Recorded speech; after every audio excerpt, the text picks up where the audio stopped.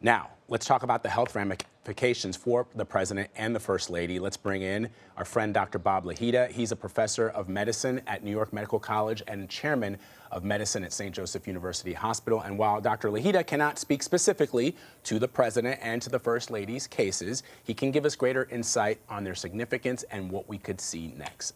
Dr. Bob, you've been tracking the story along with us. Based on what we know so far, what kind of a timeline can we construct, speculatively, as to when the president may have been infected?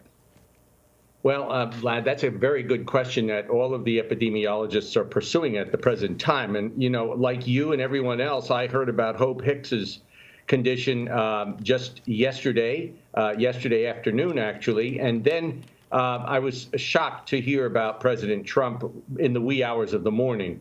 And the thing is that he could have contracted this virus as Hope Hicks also contracted it from someone who was either flying on Air Force One or someone at one of the rallies. Now, these rallies, as you have pointed out, have been very loose with regard to the wearing of masks and social distancing. The debate happened, and I'm concerned about the people, and of course they'll have to be tracked, the people in the family, besides Melania. They were all at this debate, as well as the Vice President Biden and his family, who were all in close contact with the president.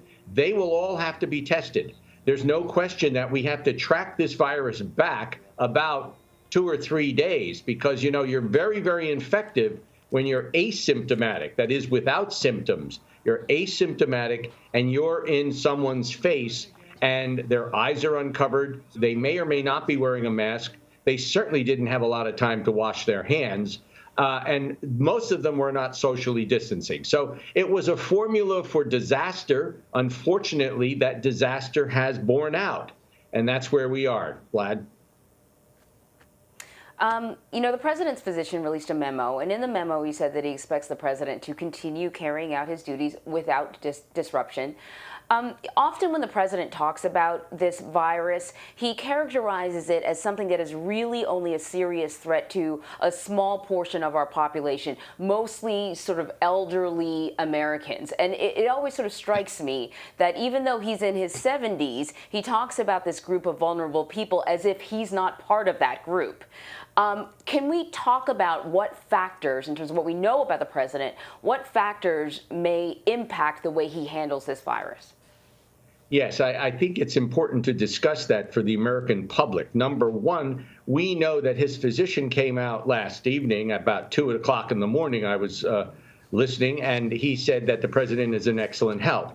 But the president is over 70 years of age, and the CDC came out with data last week. You may remember, Anne-Marie, and I think I talked about it. Actually, the survival of people starting at age 5, which is at 99.996%, versus those over 70, which is 99.4%, is very, very important. He's in that range, as is Vice President Biden. They're over 70. So they are at risk, significant risk, of getting a more serious form of the disease. Now, I believe both of them to be in good health, so they have very few comorbidities. However, the comorbidities that are obvious are obesity and stress and all of the things that add up to a person's immune system as having lowered resistance. And that could play a major role here for both candidates going forward. Anne-Marie? Dr. Bob, the president was last seen by reporters returning to the White House on Thursday evening. He didn't appear visibly ill. If the president does develop symptoms, how long could it take for them to develop? And you should also, I think, Dr. Bob, would be helpful for our viewers to clarify what a quarantine means and what isolation means. Right now, the president is in quarantine. Yes. So he's in quarantine for 2 weeks, as is anybody else that tests positive. Now, the symptoms usually appear between 5 and 7 days after the quarantine is started. In other words, after you've been established as being infected, you then have a period of time before the symptoms really kick in. That means that Hope Hicks has probably had the infection before she flew, I believe, to Duluth, Minnesota with the president on Air Force One, which, by the way, is an airplane. And we know that the rates of infection among airplane passengers and cruise ship passengers are very, very high simply because of the close proximity that everybody's in together.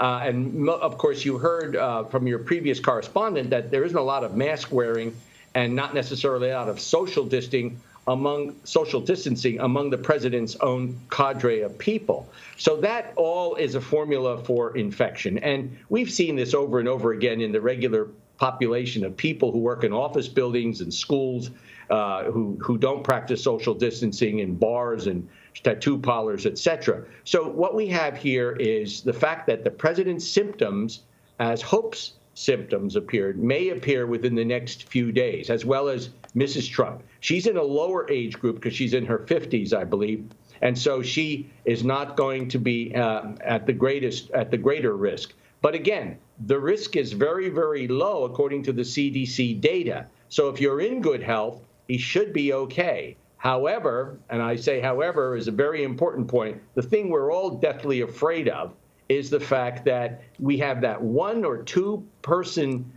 statistic where we don't expect them to get very, very sick, and they get extremely ill and succumb to the disease very, very quickly. And we've seen that with star athletes who are in great shape. We've seen that with family members, 4 or 5 members of the same family all wind up on ventilators.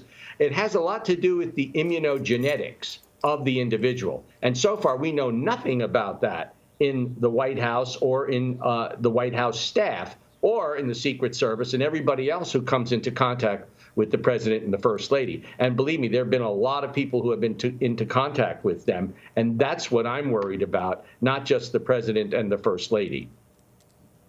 Vlad? Doctor, the first family and the staff of the White House, they have access to basically all the resources they could need in terms of what they need to protect themselves from this virus, right? They're constantly tested. I'm sure they have access to the best tests. We know at one point the president had said that he was taking hydrochloroquine prophylactically. So at least at one point he felt like he was taking something that could protect him against the virus, and that was his opinion and not the opinion of many scientists and doctors. But at the same time, what we've been pointing out is, not using masks, not social distancing. What has occurred to me is that sort of the non-scientific protective measures almost seems to be, which they have not been doing, seems to be what was lacking versus sort of the scientific. If you get what I'm saying, that they have access to some of the best ways to protect themselves, but they were avoiding doing some of the basic stuff, and here's where we are right now. They were avoiding this, Anne-Marie, your point about having access to the best medical equipment and the best technology, this is what Dr. Bob Lahita, this is what Dr. Anthony Fauci, this is what every medical professional has said. Even Dr. Robert Redfield, testifying on Capitol Hill, when he was asked about the vaccine, said that in his estimation, wearing a mask was probably even better than ultimately a vaccine in protecting us. That's absolutely correct, Vlad.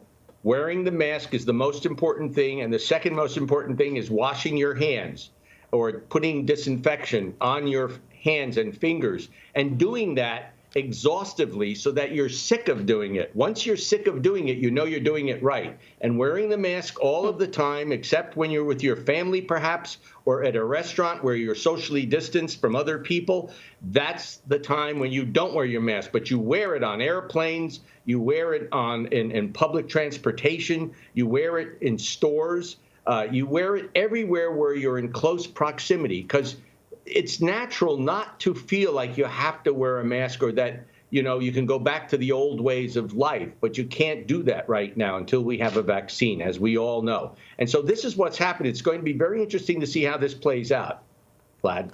Dr. Bob, before I let you go, I know because this is we're in a breaking news mode, right? And so, Hope Hicks tests positive. Then, of course, we wait to hear from the president to see what the president's results are. And I think we're sort of like, okay, Hope Hicks, ergo the president of the United States. But I'm curious, and we don't have any reporting, but it strikes me that Hope Hicks may have picked it up. Well, she did pick it up from somewhere. And is it possible that the president and Hope Hicks picked it up in the same location. In other words, we've been talking about the president carrying on as if it's business as usual, going to these events. Could they both potentially have picked it up at one of the rallies? Could they have both picked it up potentially, on Marine One or Air Force One with, somebody else other than Hope Hicks? In other words, it's so hard to pinpoint how you become infected that it may not even be clear that it's Hope Hicks to President Trump. You're right. You're right. There's a lot of talk about who patient zero was. Right. And, Yes. There's almost no way to sort of tell that. No. Well, there is if you get the trackers in, and I'm sure the CDC is now going to have the trackers going around looking at the people that they were in contact with. But you're right. They were at rallies where there were tens of thousands of people, and all you needed to have was one person who was screaming and yelling that was infected. And to me, it's going to be almost impossible to find out who that individual was. They tried to keep the president at a distance, but certainly his staff was not kept at a distance because they mingle with the participants at the rallies. And all you need, again, is one and perhaps even two people. And statistically, that's pretty obviously what happened. They will transmit the disease. And then it spreads like wildfire through the population in question. And that was the President, the First Lady, and others. The president just recently announced that millions of rapid tests were going to be shipped out across the country. This was in an effort to encourage schools to reopen. In light of the fact that the people who work within the White House are probably the most tested in the country, can you just talk about the effectiveness of testing when it comes to actually containing the virus? Well, yes, testing is extremely important, and we contain as much as we can. If you're tested and you're negative, great. The antibody test is not what we're talking about here. The antibody test shows that you've already been infected and you have recovered. What we're looking at is to actually test for the virus. I had the test done last week. A swab is put into your nose, goes all the way back into the nasopharynx, and it's mushed around, and you get the secretions from the nasopharynx, which is then put in a medium, and that goes and it's tested, and you can get the results within 2 hours now. You remember when the epidemic or the pandemic first started, you couldn't get results in less than a week to 14 days. It was horrible. But now you can get them pretty quickly, and I'm sure the testing that was done on the entire First family, including their son Barron, was probably a nasopharyngeal swipe. And that nasopharyngeal swipe is using the PCR method to detect the actual virus itself. And that's being now done on everybody. I'm told by the White House physician, everybody in contact with the president, probably the entire White House staff, and maybe even the press corps are being swabbed. And we'll find out with tracking who is infected and perhaps how far into their infection they are.